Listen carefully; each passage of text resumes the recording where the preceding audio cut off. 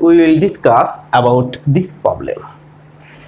This problem contains several number of resistance and two energy source, one voltage source, one current source.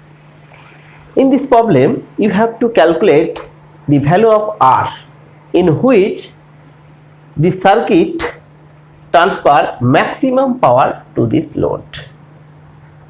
So, to solve this type of problem, you have to know what is the condition for transferring maximum power to the load by the network.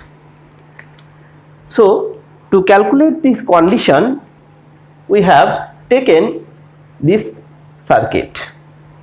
So, this circuit contains input impedance, source impedance, that means ZS. So, source impedance ZS can be written as RS plus its reactive parts,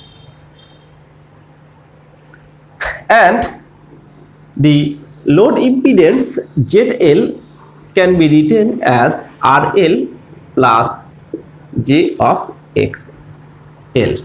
That means this is resistive part and this is reactance part of the source impedance and its load impedance. Now, this is a current flowing through this circuit I. So, I can be written as I equals to ES divided by ZS plus ZL.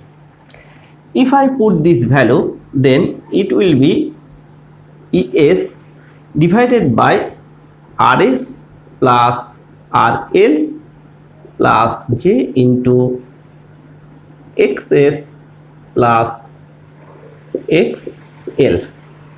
So, this is the current flowing through this network. Now, we want to calculate the condition for maximum power transfer to the load. That's why we have to calculate the power through this power in this load resistance, power developed in this load resistance. So, current flowing through this load resistance is I. So, power P can be written as I square into RL.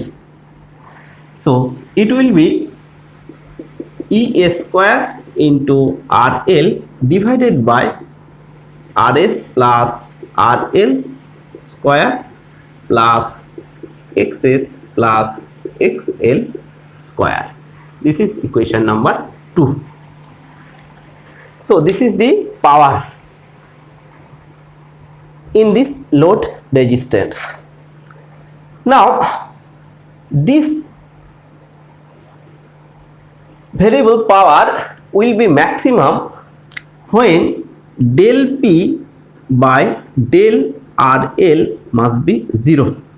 So, this power will be maximum when del P by del R will be 0. So, we put this condition into this equation number 2.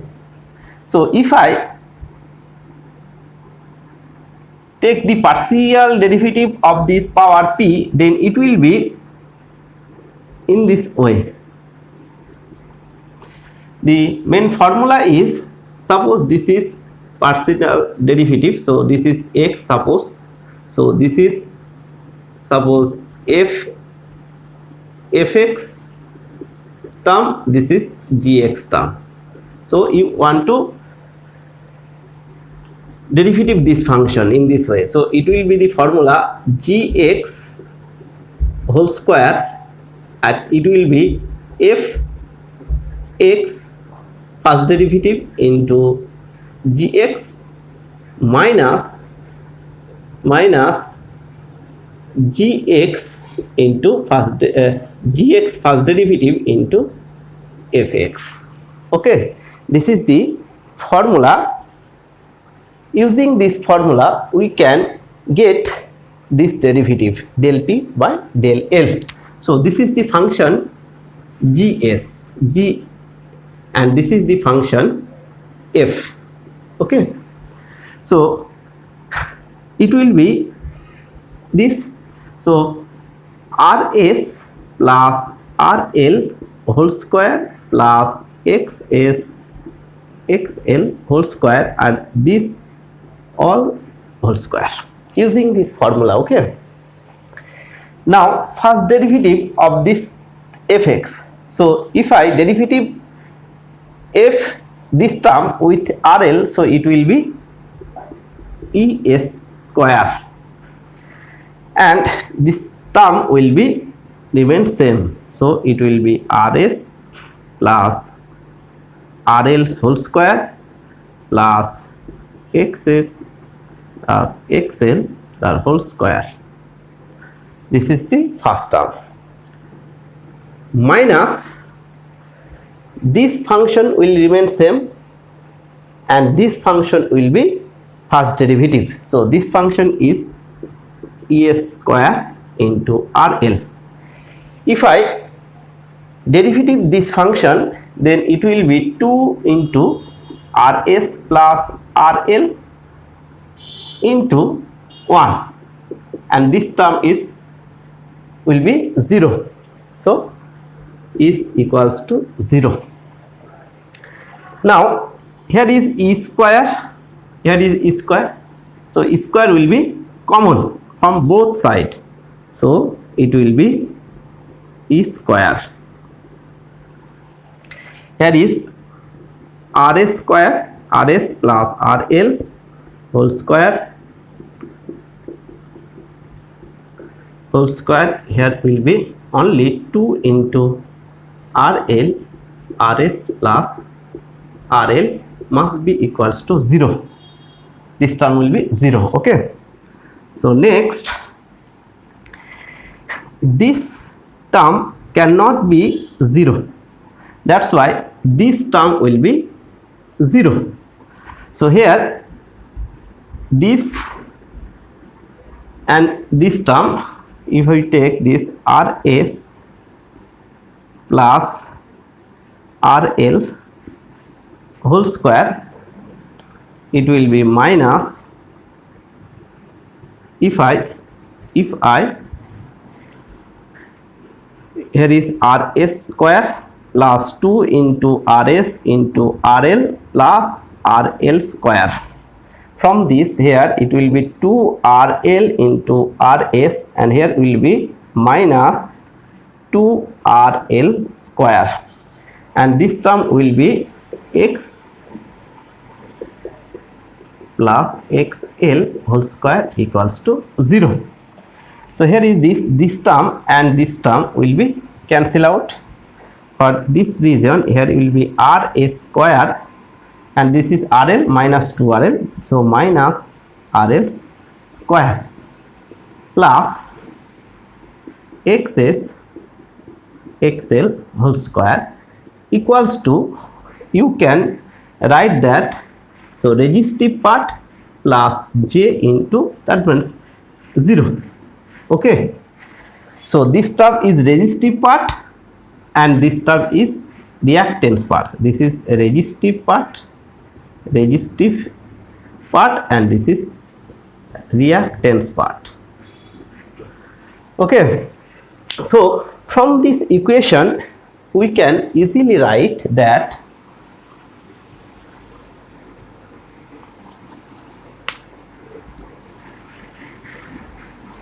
from this equation the resistive part must be equals to 0 and reactance part must be equals to 0. So from this equation we can write that Rs square minus RL square equals to 0 and XS plus XL whole square equals to 0, because resistive part must be equals to 0 and reactance part must be equals to 0.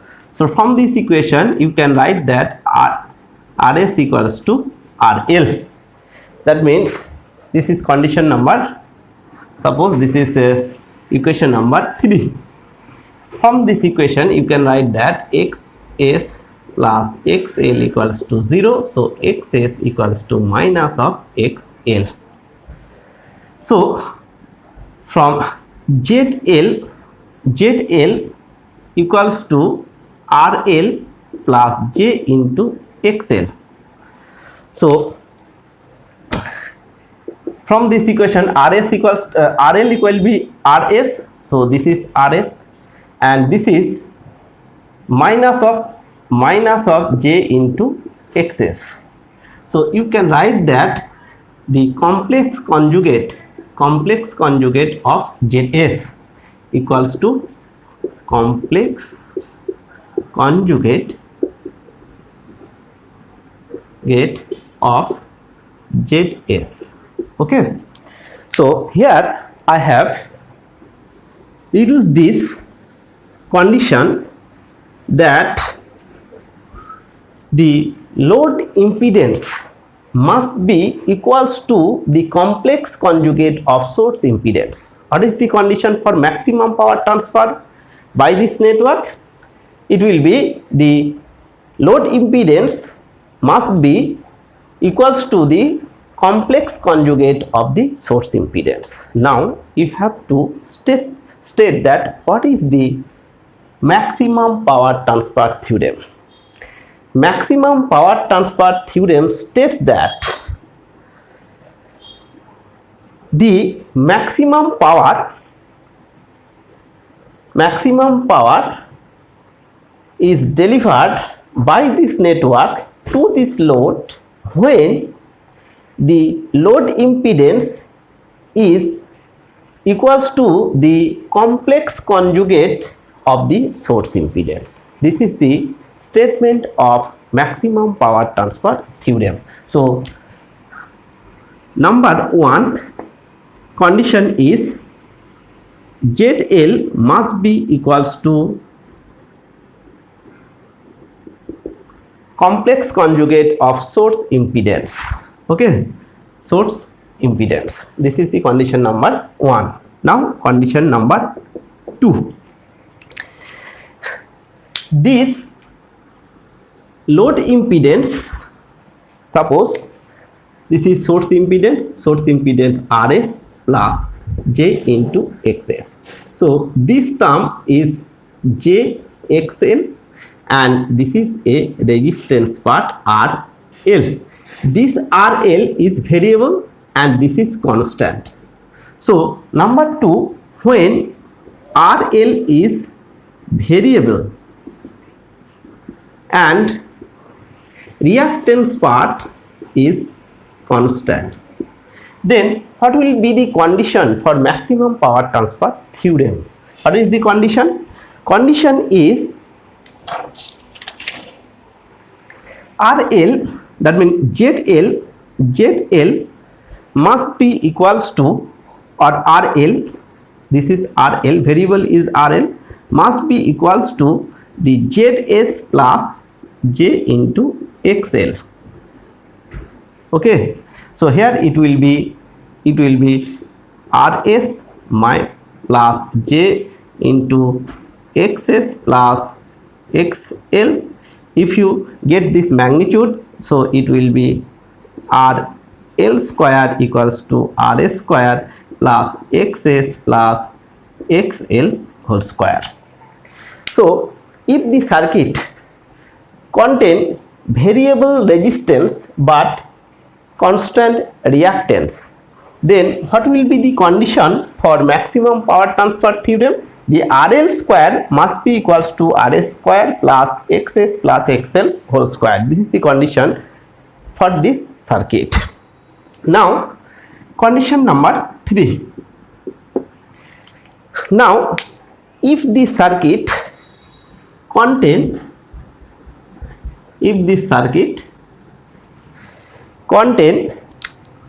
the variable resistance, that means this circuit, suppose this circuit contain variable resistance, load resistance, only variable load resistance, no reactance.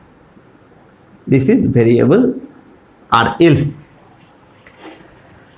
Then what will be the condition for maximum power transfer theorem? maximum power transfer theorem, it will be RL square must be equals to RS square plus RXS square.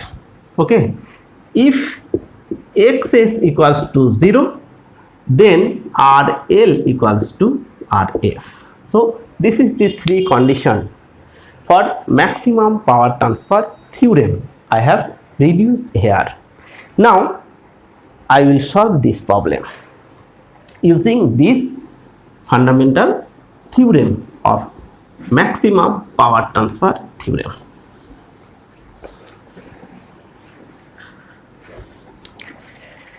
This problem contains several number of resistance. You have to calculate the resistance R in which this circuit or network give the maximum power to this resistance R. So condition is R must be equals to the RTH or R equivalent seen across the AB terminal. This is AB terminal. So this terminal, this resistance R equivalent equals to RTH, Thevenin voltage, Thevenin resistance. So this resistance seen across the terminal AB will be equals to the value of R. Okay, the value of R. So you have to calculate the value of R. Now if I redraw this circuit to calculate the RTH, so here is voltage source, this is a resistance 10 ohm resistance, and this is a 40 ohm resistance, and this is a current source, and this is a resistance 8 ohm. This is the terminal A and B. You have to calculate the equivalent resistance, that means RTH is equals to R equivalent seen across the terminal AB.